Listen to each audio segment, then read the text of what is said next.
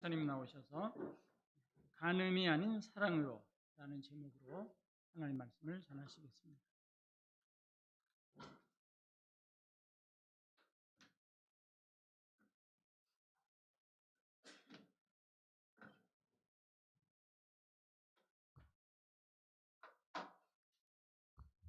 네, 감사합니다. 우리가 예배를 예배답게 드리려면 하나님이 우리 마음으로 느껴지고 또 하나님의 영광, 예수님의 영광을 보는 눈이 우리가 믿음의 눈이 열려야 됩니다.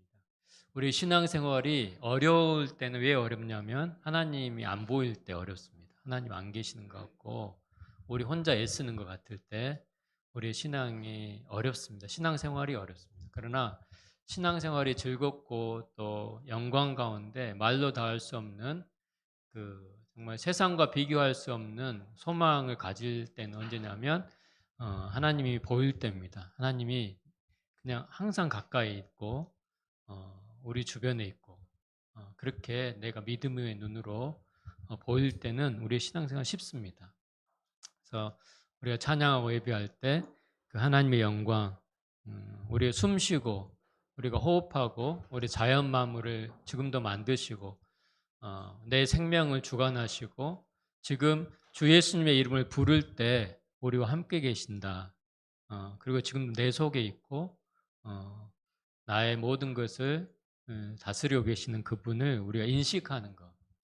그럴 때 우리의 신앙생활이 어렵지 않고 정말 놀라운 것입니다. 오늘은 우리가 계속 십계명 말씀을 나누고 있는데요. 7계명 간음하지 말라 출애굽기 20장 14절 말씀입니다. 지난 시간에는 6계명 살인하지 말라에서 생명의 그 소중함, 하나님의 형상대로 지음받은 인간의 그 생명이 얼마나 소중하고 하나님은 그것을 중요하게 다루시는지 우리가 살펴보고 우리가 정말 하나님 앞에 귀한 그 생명을 내 자신도 귀하고 내 옆에 있는 사람도 귀하고 모든 사람이 하나님 앞에 귀하다는 것을 우리가 아는 것. 그렇기 때문에 우리 마음으로라도 모독하거나 또 분노하거나 이런 것까지도 살인에 해당된다 그랬죠. 오늘은 간음하지 말라입니다. 간음하지 말라도 하나님께 강조한 부분이 생명 다음으로 하나님께서 말씀하신 부분인데 이 성적인 문제죠. 남자와 여자를 창조하셨다 그랬습니다. 창세기 1장 27절에 오면 하나님이 자기 형상 곧 하나님 형상대로 사람을 창조하시되 남자와 여자를 창조하시고 자, 우리 인간의 생명이 귀중한 건 하나님 형상대로 창조되긴 그런데 또 성도 남성과 여성을 하나님의 형상대로 지었다는 겁니다. 다시 말하면 남자도 하나님 형상대로 지음받았고 여자도 하나님 형상대로 지음받았다는 거죠. 그냥 하나님 형상을 닮은 한 사람만 창조하시지 왜 남자, 여자 분명히 성적으로 전혀 다르고 또 기질도 많이 다른데 왜 각각 하나님의 형상을 닮았고 이렇게 표현을 하셨을까요? 여기에 중요한 의미가 있는데 하나님의 형상이라는 그 부분에 있어서 삼위일체 하나님이 있습니다. 그 삼위일체 하나님은 한 분이지만 또 연합되어 있는 성부 하나님, 성자 하나님, 성령 하나님이 함께 온전한 연합이 그 삼위일체 하나님인데 그 하나님 형상을 닮은 우리 인간을 창조하실 때도 홀로 인간 한 명만 만든 게 아니라 남자와 여자를 창조하셨다는 거죠. 그래서 남자 여자가 하나 되어서 하나님 형상을 나타낼 수 있도록 하셨다는 것이 의미인 것입니다. 그래서 창세기 2장에 가보면 2장 24절에 이러므로 남자가 부모를 떠나 그의 아내와 합하여 둘이 한 몸을 이룰지로다. 한 몸을 이룬다. 합하여 남자와 여자가 합하여 한 몸을 이룬다는 것은 성적인 결합을 통한 한 몸을 의미한 것입니다. 그렇다고 해서 꼭 그러면 독신은 하나님 형상을 나타내는 게 아닌가 이렇게 반문할 수도 있겠죠. 그런 의미는 아닙니다. 홀로 있더라도 그 자체 하나님 형상이죠. 그러나 특별히 공동체적인 연합의 의미가 중요한 거라는 의미인 것입니다. 혹시 결혼하지 않는다 할지라도 가족 공동체에서 하나 되거나 또 교회 공동체에서 하나 됨으로 그 연합함으로 하나의 형상을 충분히 나타낼 수 있는 것입니다. 그래서 부부든 또 가족이든 교회든 공동체가 연합하여 하나 될 때 우리 하나님의 형상을 온전히 나타낼 수 있는 것이죠. 그런데 오늘 특별히 남자와 여자가 하나 되는 부분에 있어서는 이 창세기 2장 24절 그 하나됨, 한 몸이라는 그 의미에서는 두 가지 의미가 있어요. 바로 결혼하고 성적인 결합을 의미한 것입니다. 그걸 통해서 하나 된다는 거죠. 이게 좀 특별한 것입니다. 이게 신비이고 하나님께서 우리 창조할 때부터 하나님께서 만드신 것입니다. 그렇게 결혼과 성적인 관계를 하나님께서 창조하신 거라는 거죠.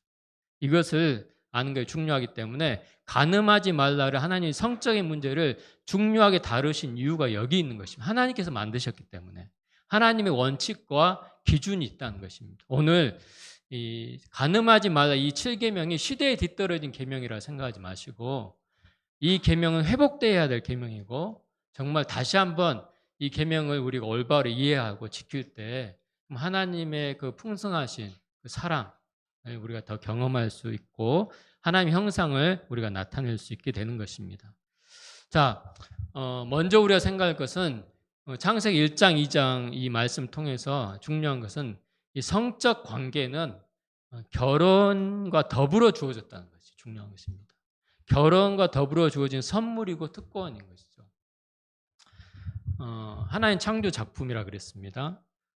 단지 인간의 필요에 의해서 자손의 번식을 위해서 또 자기 욕구 만족과 어떤 즐기기 위해서 육체적인 즐기기 위해서 도구로만 주신 것이 아니라는 것을 아는 것이 이해하는 것이 오늘 7계명을 우리가 이해하는 데 정말 중요하다는 것이죠.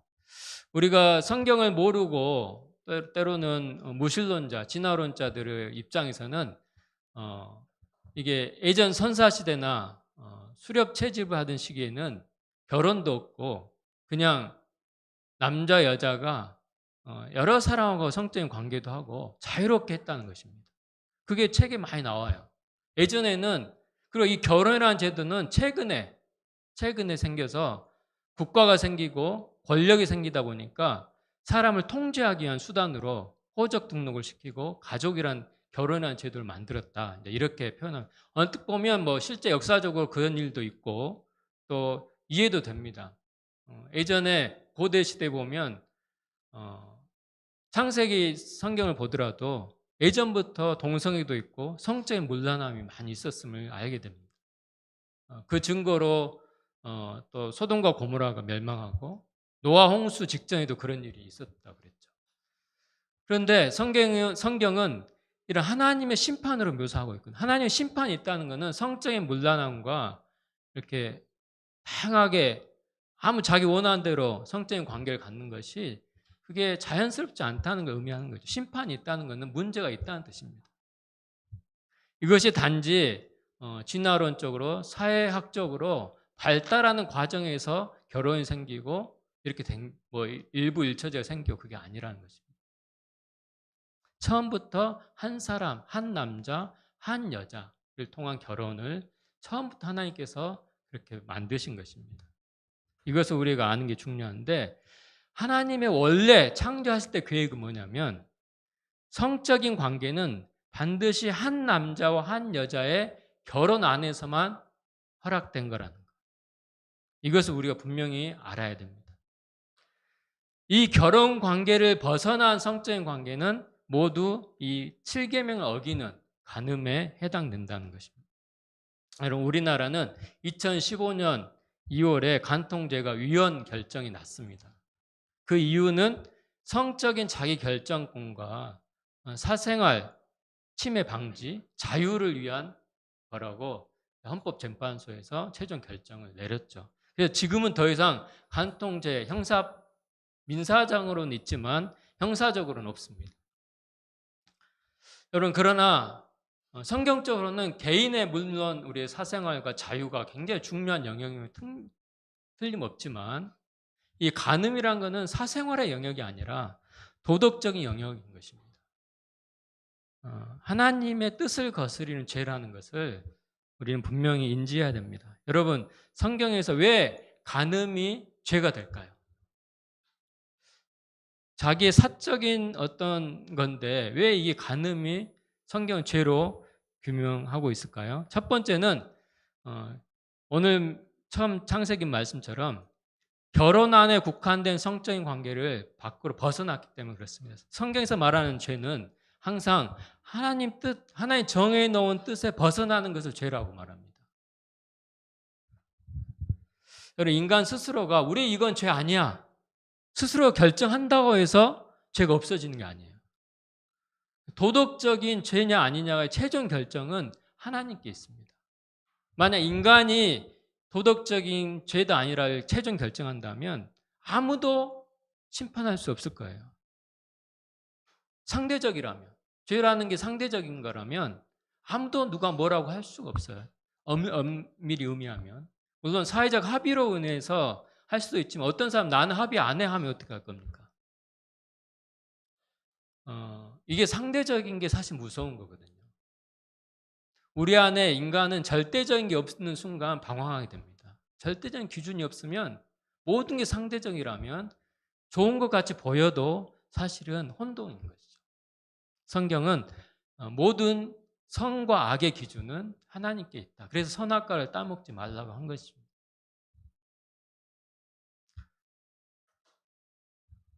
잠언 5장 5절, 15절, 16절 말씀 보면 이렇게 말씀했습니다. 너는 내 운물에서 물을 마시며 내 샘에서 흐르는 물을 마시라. 어찌하여 내 샘물을 집 밖으로 넘치게 하며 내 도랑물을 거리로 흘러가게 하겠느냐. 여기서 물은 성적인 관계를 말합니다. 물이 외부로 흘러가서는 안 된다. 즉 결혼 밖에 그 관계에서 결혼 관계를 벗어나서는 안 된다는 것을 의미한 것입니다. 여러분, 성경에서 성적 관계에 중요한 것은 단지 육체적인 결합만 의미한 것이 아니라 이 성적 관계는 고린도전서 6장 16절 말씀 보면 이렇게 말했습니다. 창녀와 합한 자는 그와 한 몸인 줄 알지 못하느냐? 나 일렀으되 둘이 한 육체가 된다 하셨나니. 성적인 관계는 두 사람이 성적인 관계를 했다는 것은 한 몸이 됐다는 것입니다. 성경은 그렇게 보는 거예요. 창녀와 성적인 관계를 하는 것이 그 창녀와 한 몸이 되기 위해서 관계하는 건 아니죠. 그냥 자기 성적 욕구를 채우기 위해서 하는 것이죠. 그러나 하나님 보실 때는 성경적인 영적인 원리는 그 창녀와 성적 관계를 할 때는 한 몸이 된다. 하나가 된다는 것입니다. 그래서 결혼을 떠난 성적 관계는 그래서 죄가 되는 것입니다. 두 번째, 왜 간음이 죄가 되냐면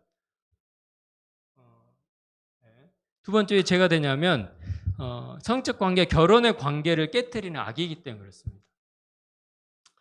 내가 만약 결혼한 상태에서 다른 사람하고 성적인 관계를 한다면 나의 결혼 관계를 깨는 악이 되는 것이죠. 관계를 깨는 거죠. 만약 내가 다른 사람과 했을 때 그 사람이 결혼한 상태라면 그 사람의 결혼도 내가 깨는 것입니다.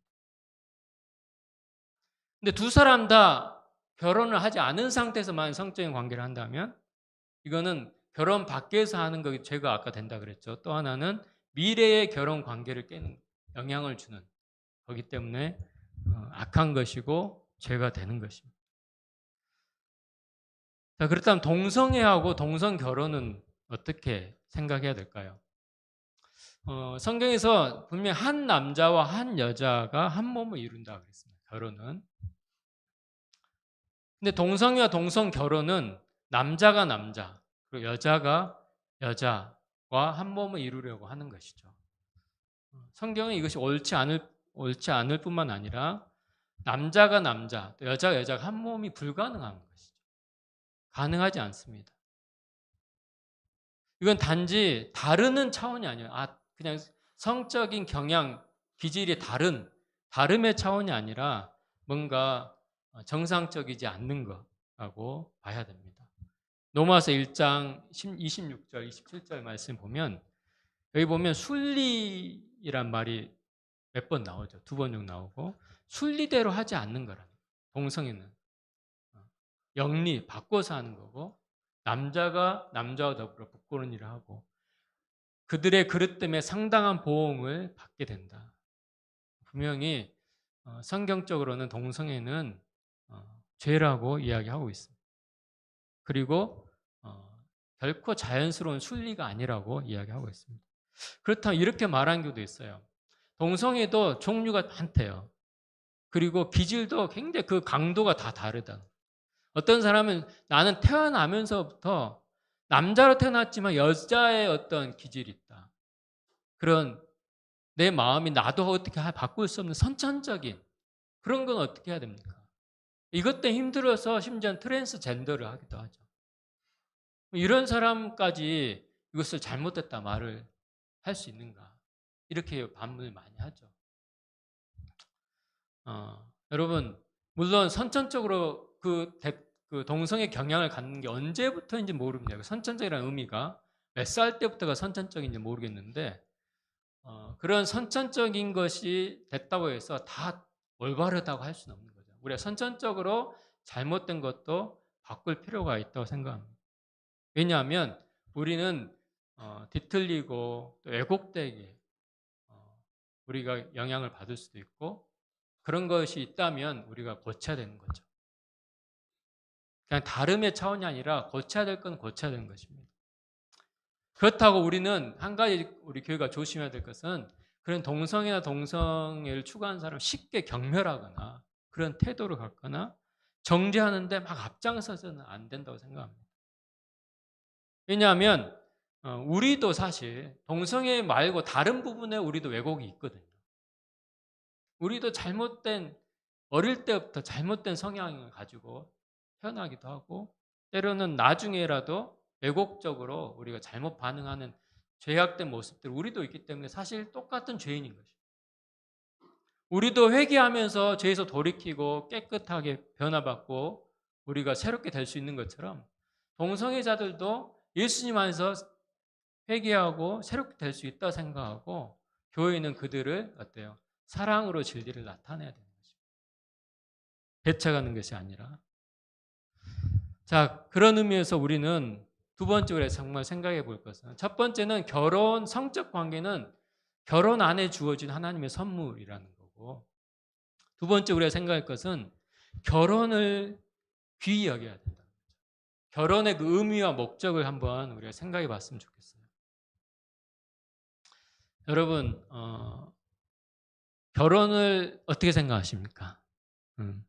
왜 결혼을 하고 싶습니까? 요즘은 점점 결혼을 그 의미를 못 찾기 때문에 결혼을 별로 안 하려고 하는 추세라고도 합니다. 독신주의자도 많고 저희 간호사 중에 한 명도 자기는 독신주의자라고 하더라고요. 비혼주의자라고 하죠. 비혼주의라고. 여러분 왜 지금 결혼하면서 살고 있습니까? 이미 결혼하신 분들은 결혼이 여러분에게 현재 어떤 의미가 있습니까? 여러분 점점 결혼에 대한 부정적인 것도 많이 있지만 그럼에도 혼자 살기 외로워서 결혼을 원하기도 하고 또 행복한 가정 공동체를 만들고 싶어서 결혼을 꿈꾸기도 합니다. 특히 남자들은 또 이 나의 성적인 욕구와 만족을 좀 결혼을 통해서 채우고 싶어서 빨리 난 결혼을 해야 되겠다 하고 싶다. 이런 것도 상당히 많아요. 남자들은. 성경에는 어떤 결혼의 목적과 의미를 말하고 있을까요? 아까도 창세기 2장 24절에 그랬지만 결혼은 하나님께서 만드신 제도입니다. 부모를 떠나서 한 남자와 한 여자가 성적으로 결합하고 하나 되는 것. 그래서 새로운 공동체를 만드는 것이 결혼의 의미인 것입니다. 성경적으로. 한 몸이 되는 것이 중요한 것이죠. 전혀 다른 남자와 여자. 여러분, 남자와 여자는 부모와 자녀는 생물학적인 직접적인 관계죠. 그러나 남자와 여자 부부 관계는 생물학적으로 전혀 사실 남남인 것입니다. 그런데 전혀 남남이 만나서 하나가 되게 하는 게 이게 결혼인데 이게 신비인 거죠. 그래서 결혼의 목적은 이런 새로운 한 몸이 되어서 새로운 가정 공동체를 통해서 하나님의 형상을 드러내고 하나님의 복을 누리고 또 나타내기 위해서 결혼을 하나님께서 만드신 것입니다. 그래서 결혼식을 하는 이유는 이 두 가지입니다. 바로 결혼을 통해서 결혼 전혀 모르는 남자와 여자가 남남이지만 하나로 된다는 것을 모든 사람 앞에 알리는 것이죠. 그래서 언약인 거죠. 언약. 약속인 것입니다. 결혼의 진짜 의미는 그 깊은 의미는 약속과 그 다음에 성적인 하나됨입니다. 그것이 결혼식의 의미인 것입니다. 그래서 성경적으로 보면 혼전 동거가 이치에 맞지 않는 거예요. 요즘 젊은이들은 결혼은 혼전 동거를 한번 해보고 그 다음에 결정하겠다가 굉장히 많아요. 왜냐면 모르니까 저 사람 내가 괜히 속아서 결혼하면 어떻게 하면서 한번 살아보고 봐야 되겠다. 그러나 성경적으로는 맞지 않습니다. 왜냐하면 결혼과 성적인 관계는 함께 있기 때문에 함께 가야 돼요. 먼저 성적인 관계를 해보고 동거해보고 결혼 관계를 할 수 없는 거죠. 만약 혼전 동거하고 그러면 결혼하지 않으면 어떻게 됩니까? 자기 원하는 대로 이제 혼전 동거하고 결혼하지 않는다면 이미 성경적으로 아까 성관계를 하면 하나 된다 했잖아요. 하나 되는 것을 깨는 것입니다. 그래서 간음에 해당되는 거예요. 만약 혼전 동거를 먼저 하고 결혼을 설령 한다 할지라도 아직 결혼의 언약 관계가 안 된 상태에서 성적인 관계를 하는 거기 때문에 넓은 의미에서는 그게 간음인 거죠. 너무 보수적인가요? 이게 성경의 말씀인 거죠. 이걸 분명히 우리는 알아야 돼요. 오늘 본문 32절, 5장 32절에 한번 볼까요? 나는 너에게 이르노니 누구든지 음행한 이유 없이 아내를 버리면 이는 그로 간음하게 하며 또 누구든지 버림받은 여자에게 장가든 자도 간음합니다. 결혼을 이제 했어요. 결혼을 했는데 만약에 서로 맞지 않는다고 자기 원하는 대로 그냥 살고 싶어서 나 이혼할 거야 하게 되면 그것은 결혼의 언약 관계를 깨는 거기 때문에 간음이라고 주님이 말씀하셨습니다. 그리고 이혼한 사람과 성적인 관계를 하고 재혼을 한다면 그 사람 그것도 간음을 한다는 거예요. 간음이라는 것입니다. 그래서 예수님은 이혼을 하면 안 된다. 어떤 거 외에는 나의 배우자가 간음을 한 거 외에는 이혼해서 안 된다고 말씀하신 거예요. 왜냐하면 이혼이 간음죄를 유발시키는 행위 결정이기 때문에 그렇습니다. 근데 만약 배우자가 이 간을 먼저 해버렸다면 이혼의 사유가 되겠죠. 왜냐 이미 그 언약의 관계가 깨졌기 때문에 그렇습니다. 히브리서 13장 4절을 보면 모든 사람은 결혼을 귀히 여기고 침소를 더럽히지 않게 하라. 음행하는 자들과 간음하는 자들을 하나님이 심판하신다. 여러분 모든 사람은 결혼을 귀히 여기라고 했습니다. 하나님께서는 결혼 관계를 벗어난 성적인 관계를 싫어하세요. 하나님이 그렇게 처음부터 만드셨고 그 외적으로 성적인 관계하는 것은 간음인데 이걸 굉장히 싫어하시고 심판하신다고 말씀하셨다는 것을 반드시 기억해야 됩니다. 다시 정리하면 여러분 결혼의 의미에서 중요한 것은 성적인 관계와 언약이 이 두 가지가 중요한 것입니다. 성적인 관계는 한 몸이 되는 거고 언약이 그 결혼을 유지하는 것입니다. 쉽게 이혼을 해서는 안 된다는 거예요. 이게 중요한 것입니다. 왜 하나님 그렇게 하셨을까요? 하나님과 우리가 언약 관계이기 때문에 그렇습니다. 하나님은 언약 약속을 굉장히 중요해요. 그래서 하나님도 우리를 생각할 때 나와 내가 결혼했다 이렇게 표현하고 있어요.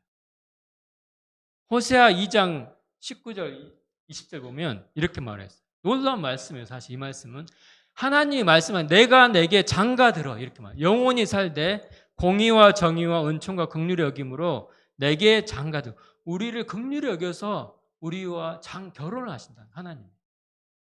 진실함으로 하나님 진실함으로 내게 장가들어 내가 여호와를 알리라. 여기서 안다는 것은 히브리어 야다입니다. 지식으로 아는 게 아니라 성적인 관계를 통한 친밀함을 말하는 야다입니다. 하나님이 우리를 알고 우리가 하나님을 알게 된 친밀한 그 아는. 그래서 하나님은 이 결혼 관계를 중요히 생각해요. 그 언약을 깨기를 원치. 왜냐하면 하나님이 안 깨시기 때문에 그렇습니다. 여러분 결혼 관계가 족쇄라는 의미가 아닙니다. 족쇄라 생각하면 안 돼요.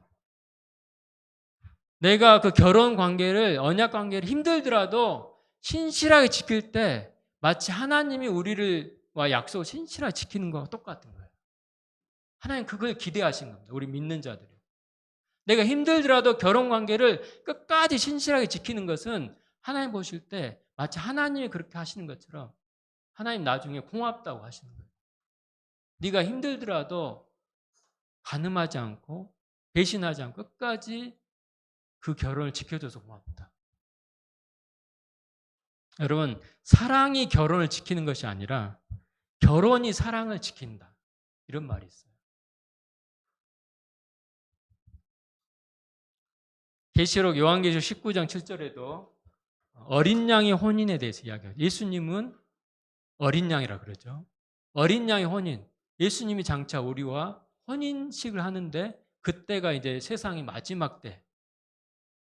신부가 아내가 준비됐다 이제. 우리가 신부로서 준비를 하고 있어야 돼요. 세상과 가늠하지 않고 순결한 신부로 준비할 때 예수님 얼마나 이 결혼을 중요히 생각하시는지 아시겠죠? 예수님은 그렇게 보시는 거예요. 결혼을 순수하고 순결하게 보시고 그 가운데 성적인 관계, 그 친밀함을 유지하기를 원하시고 결코 이걸 깨지는 걸 원치 않으세요. 그래서 구약 처음부터 끝까지 하나님은 결혼 관계에 대한 이야기를 하는 것입니다. 하나님과 호세아서도 그렇지만 에레미야서도 우리가 우상 숭배하고 다른 걸 길을 가는 것을 다 간음하는 것으로 묘사하고 있어요. 그 이유가 하나님 이 모든 것을 우리와 하나님과 결혼 관계, 또 우리와 서로 부부 간의 결혼 관계, 이 가정 공동체를 얼마나 중요히 생각하시는지 하나님 말씀하고 있습니다. 그래서 에베소서 5장 31절, 32절에도 이 비밀이 크다 했는데 이 비밀은 뭡니까? 사람이 부모를 떠나 그 아내와 합하여 그들의 한 육체가 되는 이게 비밀이라는 거예요. 창세기 2장 24절에 나온 이것이 비밀인데 어떤 비밀이냐면 예수님과 교회와 예수님 신랑 우리가 신부가 되는 그 관계라는 거죠.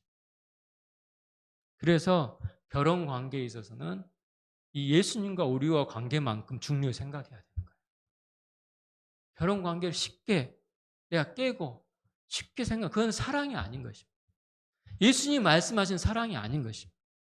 여러분 구약의 마지막 말라기서 2장 14절부터 16절이 하나님이 이혼을 얼마나 미워하시는지 말씀하고 있습니다. 먼저 14절에 오면 이렇게 말씀하고 계시죠. 네가 어려서 맞이한 아내 사이에 여호와께서 증인이 되신다 했어요. 하나님이 증인이라는 거예요. 그 결혼 관계에 있어서 하나님 앞에서 하는 거고 그 다음에 너와 서약한 아내, 너 짝이다 그랬죠. 그에게 거짓을 행하면 안 된다. 언약 관계라는 것입니다. 결혼은. 약속이에요. 약속. 대부분 요즘 TV 예능에 결혼하고 이혼하고 다시 돌아와서 막 그런 하는 예능 많잖아요. 근데 대부분이 말하는 것이 이혼하고 재혼하면 몇 배가 더 힘들어요. 자기는 더 좋을 것 같아서 다른 사람 재혼했는데 그 관계가 훨씬 더 힘들다는 거예요. 왜냐하면 자기가 똑같기 때문에 그렇습니다. 그 부부 간의 문제는 결코 한 사람 일방적이지 않아요. 특별히 애들 특별한 경우에 어떤 폭력을 행한다거나 그런 경우 빼놓고는 뭐 배우자가 외도를 한다거나 그런 거 빼놓고는 대부분은 양쪽의 문제인 것이죠. 15절에도 말락 2장 15절에도 오직 하나를 만들었다 하고 말씀하고 있죠. 이 하나를 만들었다는 것은 너와 남자 여자 한 몸을 만들었다는 거죠. 둘을 만든 게 아니라 아담 한 사람, 하와 한 사람 만들었지 여러 여자를 만들지 않았다는 뜻이에요. 한 사람 한 사람 만들어서 한 몸이 되게 하셨다. 그래서 경건한 자손을 얻고자 함이라. 가정이 하나 될 때 그 자녀들이 경건해진다는 거예요. 특별히 예수님 안에서 부부가 함께 예수님을 섬길 때 그 자녀들은 경건해진다. 그래서 주 예수를 믿으라. 그리하면 너와 내 집이 구원을 받는다. 그래서 막 자녀들에게 막 어떤 걸 강요하기보다 부부가 사랑하고 예수님 안에서 하나 된 걸 보여주면 자녀들은 당장 아니더라도 나중에 다 그걸 본다는 거죠. 경건한 자손으로 하나 이끄시는 거죠. 마지막 말라기서 2장 16절에 보면 하나님께서는 이혼하는 것을 미워하신다 그랬어요. 너희는 심령을 삼가 지켜 마음을 지키라는 거죠. 이것이 바로 하나님께서 우리에게 말씀하시는 결혼과 그 언약의 관계인 것입니다. 자, 그래서 결론적으로 우리는 이 7계명을 지키기로 결단합니다. 어떻게 우리가 지켜야 될까요? 마지막 이걸 살펴보고 마치겠습니다. 마태복음 5장 28절 보면 음욕을 품고 여자를 보는 자마다 이미 마음에 간음했다. 예수님이 말씀했습니다. 예수님, 하나님 보실 때 우리의 간음은 행동으로만 하는 게 간음이 아니고 마음에서 이미 간음을 했으면 하나님은 간음으로 보는 겁니다. 하나님은 사람하고 달라요. 하나님께서는 우리의 중심을 꿰뚫어 보고 계십니다. 이미 내 마음에 어떤 사람에 대해서 간음에 대한 마음을 품고 있으면 이미 간음한 것이라고 말하고 있습니다. 왜냐하면 시편 139편 2절 4절 보면 하나님께서는 멀리서도 나의 생각을 밝히 아시고 내 모든 길과 눕는 것을 살펴보셨고 나의 모든 행위를 익히 아시오니 여호와여 내 입의 말을 알지 못하는 것이 하나도 없다. 하나님은 우리의 마음을 다 알고 계십니다. 그렇다면 우리는 어떻게 우리 마음, 중요한 건 마음이겠죠. 마음을 지켜야 됩니다. 이 간음하지 않기 위해서는 내 마음부터 지켜야 돼요. 예수님께서 마태복음 5장 오늘 본문 29절에 먼저 눈에 대해서 이야기하고 있죠. 내 오른 눈이 너를 실족케 하거든 빼내라. 차라리 눈이 없는 상태에서 지옥 가지 않는 것이 더 낫다라고 이야기합니다. 여러분, 우리 마음을 지키기 위해서 첫 번째 해야 될 것은 눈을 조심해야 돼요. 우리 보는 것대로 우리 마음이 가는 거기 때문에 그렇습니다. 특별히 보지 않아야 될 것은 눈을 뺀 것처럼 생각하라는 뜻이에요. 실제 빼라는 뜻이 아니라 눈이 빠진 것처럼 생각하고 보지 말라는 것입니다. 여러분, 음란한 영상이나 선정적인 영상, 이런 드라마, 영화를 자꾸 보면 나는 이미 마음을 컨트롤할 수 있어. 나는 보고 좀 이 시대의 실체를 알아야 되겠어 하면서 막 계속 뚫어지게 보고 있으면 어떻게 될까요? 네, 우리 힘들어요. 네. 우리는 우리 특징이 뭐냐면 많이 볼수록 우리 마음이 실제로 해도 괜찮다라고 여겨집니다. 그리고 우리 마음은 많이 보는 거면 이상한 게 그것을 따라하려는 경향이 있어요. 보는 것을 따라하려고 합니다. 자기도 모르고. 그래서 우리가 보는 것을 주의해야 할 필요가 있어요. 간음하지 않기 위해서. 두 번째는 30절에 본문 3절에 손에 대해서 이야기하죠. 손이 잘못하면 차라리 손을 찍어버리라. 지옥에 가지 않는 것이 낫다. 여러분, 손으로 만지는 것도 간음하는 길에 가는 것입니다. 여러분, 결혼 관계 안에서 우리가 사랑의 터치를 하는 것은 하나님 주신 아름다운 선물이지만 결혼을 벗어나서 이성을 쉽게 터치하고 만지는 것은 주의해야 됩니다. 내가 가깝다, 친하다는 이유로 괜찮다고 습관적으로 쉽게 하다 보면 어느새 간음으로 가고 있는 자신을 발견할 수 있게 됩니다. 잠언 6장 27절 29절에 보면 사람이 불을 품에 품고서 어찌 그곳이 타지 아니하겠으며 사람이 숯불을 밟고서 어찌 그의 발이 되지 아니하겠느냐. 남의 아내와 통관한 자도 이와 같을 것이요 그를 만지는 자마다 벌을 면하지 못하리라. 만지는 것 조심해야 한다는 거죠. 예수님께서 이렇게 강하게 이야기하신 건 이유가 뭘까요? 간음한 것이 성경에 보면 지옥에 가는 죄의 목록 중에 계속 반복해서 나오는 것이 간음입니다. 고린도전서 6장 9절 10절 보면 음행하는 자, 우상숭배하는 자, 간음하는 자, 탐색하는 자, 남색하는 자, 도적, 탐욕을 부리는 자, 술 취하는 자. 술 취하는 거 이거 습관적으로 하지 말기 바랍니다. 모욕하는 자, 속여 빼앗는 자들은 하나님의 나라를 유혹을 결코 받을 수 없다. 여러분 자세히 보면 대부분 10계명 목록입니다. 반복해서 나오는 게 이게 10계명에 연관되어 있어요. 특별히 여기서 음행, 간음, 탐색, 남색 이게 다 성적인 거죠. 근데 가장 많이 나온 거죠. 에베소서 5장 5절도 마찬가지. 음행하는 자, 더러운 자, 탐한 우상 숭배하는 자는 하나님 나라의 기업을 얻지 못한다고 분명히 말씀하고 있어요. 요한계시록에도 우리가 계속 보는 말씀이죠. 이것도 두려워하는 자, 믿지 않는 자, 흉악한 자, 살인하는 자, 음행하는 자, 점술가들, 우상 숭배, 거짓말 이것도 다 10계명에 나온 거죠. 나중에 도적질하고 거짓말하는 것도 그 다음 계명에 나오듯이 불과 둘째 사망, 지옥에 가는 것이죠. 명명백백하게 성경은 반복해서 간음이 죄고 지옥에 가는 죄라는 것을 말씀하고 있습니다. 그러면 우리는 어떻게 이 마음을 눈과 손을 주의하면서 적극적으로 어떻게 할 수 있을까요? 첫 번째는 주의 말씀을 내 마음에 두어야 됩니다. 시편 119편 여러분 잘 아는 말씀이죠. 내가 주께 범죄하지 아니하려 주의 말씀을 내 마음에 두어야 돼. 늘 말씀을 더 많이 봐야 되고 말씀을 자꾸 묵상해야 돼요. 자꾸 우리는 저도 이렇게 드라마 좋아하고 그러지만 자꾸 우리는 그런 걸 자꾸 보는 것보다 말씀을 자꾸 묵상할 때 내 마음이 유혹으로부터 우리 자신을 지킬 수 있는 것입니다. 청년이 무엇으로 그 행실을 깨끗게 합니까? 주의 말씀만 지킬 따름. 내가 전심으로 주를 찾아 싸우니 주의 계명에서 떠나지 않게 해달라. 두 번째는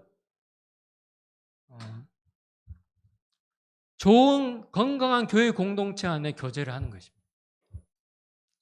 디모데후서 2장 22절에 보면 또한 너는 청년의 정욕을 피하고 주를 깨끗한 마음으로 부르는 자들과 함께 의와 믿음과 사랑과 화평을 따르라. 여러분 청년의 정욕을 피하고 그 다음에 중요한 뭡니까? 주를 깨끗하게 부르는 자들과 함께 좋은 교제를 나누는 겁니다. 그 안에 화평을 추구하고 그래서 교회 공동체가 필요한 것입니다. 좋은 공동체가 필요해요. 가정도 하나 돼야 되고 교회도 하나 될 때 간음으로부터 지킬 수. 여러분 부부가 언제 성적으로 타락하고 간음하는지 아세요? 부부 관계가 안 좋을 때 그랬어요. 유혹이 옵니다. 그때 사단이 유혹을 와요. 여러분 말씀을 맺겠습니다. 오늘 7계명 간음하지 말라. 여러 가지 제가 나눴는데요. 여러분 이 계명을 지키기 위해서 간음이 아닌 우리 사랑을 실천하면 좋겠습니다. 여러분 그런데 우리가 중요한 거는 자칫 간음을 사랑이라고 착각하는 게 문제예요. 최근에도 어느 큰 교회 목사님이 또 여자 전도사님하고 그 불미스러운 일이 있어서 그걸 보면서 좀 이렇게 정말 누구나 조심하지 않으면 우리는 근데 결국은 그 목사님 하신 말이 뭐냐면 사랑의 교제를 했다는 거죠. 우리가 생각해 간음을 사랑으로 비슷하게 생각하는 거죠. 비슷합니까? 여러분 큰 차이가 있는데 간음은 진리 밖에 있는 것이고 불의한 것이고 사단에 속한 것입니다. 그러나 사랑은 진리 안에 있는 거고 거짓이 없고 하나님께 속한 것입니다. 우리가 고린도전서 13장 4절 6절 말씀, 우리 마지막으로 여기 말씀 한번 보겠습니다. 사랑은 오래 참고, 사랑은 온유하며 시기하지 아니하며, 자랑하지 않고 교만하지 않고 무례히 행하지 않고 자기 유익을 구하지 아니하며 성내지 아니하며 악한 것을 생각지 아니하고 불의를 기뻐하지 아니하며 진리와 함께 기뻐. 간음은 반대입니다. 간음은 결코 오래 참지 않습니다. 여러분, 사랑은 오래 참는 겁니다. 끝까지 믿고 끝까지 견디고 끝까지 바라는 것이 사랑이에요. 그 언약을 지키는 것이 사랑이에요. 간음은 온유하지도 않고 함부로 행하죠. 시기심으로 가득 차고 자기 육체를 자랑하고 교만한 모습을 보이고 무례하게 행합니다. 그리고 자기 유익의 만족을 추구하고 쉽게 분노하고 악한 것을 늘 상상합니다. 그리고 진리를 좋아하지 않고 어둠을 더 좋아하죠. 이게 간음인 것입니다. 여러분, 우리 역시도 누구나 예수님 말씀하신 이 간음의 기준에서 벗어난 사람이 있을까요? 마음으로부터 간음 것도 간음이라 했는데, 여러분, 이 시간 제가 오늘 이 말씀하는 이유 중에 가장 중요한 것은 회복입니다. 십자가는 처음부터 제가 그랬죠. 구원받은 자에게 주신 거라고. 우리를 회복시키기 위해서, 하나님의 모습으로 회복시키기 위해서 우리에게 이 계명을 주셨기 때문에 우리는 이 기준을 알고 우리 안에 회개해야 될 것이 있다면 회개하고, 이제는 새롭게 간음이 아닌 사랑의 삶으로 살도록 결단했으면 좋겠습니다. 예수님의 십자가 보혈로 여러분 안에 있는 간음죄가 있었다면 깨끗이 씻음받고 주님 앞에 순결한 신부로 설 수 있도록 하나님의 언약 관계 안에 살아가고, 하나님은 결코 우리가 잘못했다고 언약 관계 끊어버리지 않고 우리가 돌아오기를 원하십니다. 내가 주님 앞에 돌아오면 언제든지 하나님은 그 언약 관계를 지키시고 계십니다. 우리도 그 주님처럼 다른 사람을 그렇게 사랑하고 앞으로는 참 사랑의 삶을 살기를 결단했으면 좋겠습니다. 그리고 우리 교회 공동체가 사랑의 공동체가 되어서 주를 깨끗한 마음으로 늘 부르고 우리 안에서 서로 보호가 되어서 세상의 이 간음의 문화를 따라가거나 사생활의 자유라는 이름으로 쉽게 행하는 이 간음을 하지 않고 정결함을 지키는 우리 대학교의 공동체가 되면 좋겠습니다. 같이 기도하겠습니다.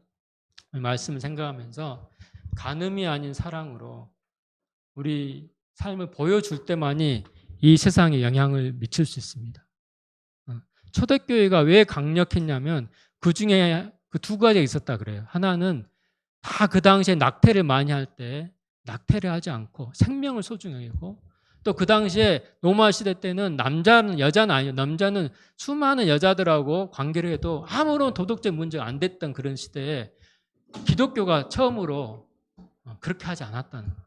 그래서 초대교회가 영향력이 있었다고 하는 것을 책을 봤습니다. 여러분, 우리 교회가 우리가 정말 이 간음을 하지 않고 성적인 거룩함을 지킬 때, 또 결혼을 귀히 여길 때 그 영향력이, 거룩함의 영향력이 이 세상에 있는 것입니다. 이제 우리 함께 기도했으면 좋겠습니다. 하나님, 간음이 아니라 정말 사랑의 언약 관계 속에 내가 살아가는 내가 될 수 있게 해달라고 같이 기도하겠습니다. 같이 기도하겠습니다.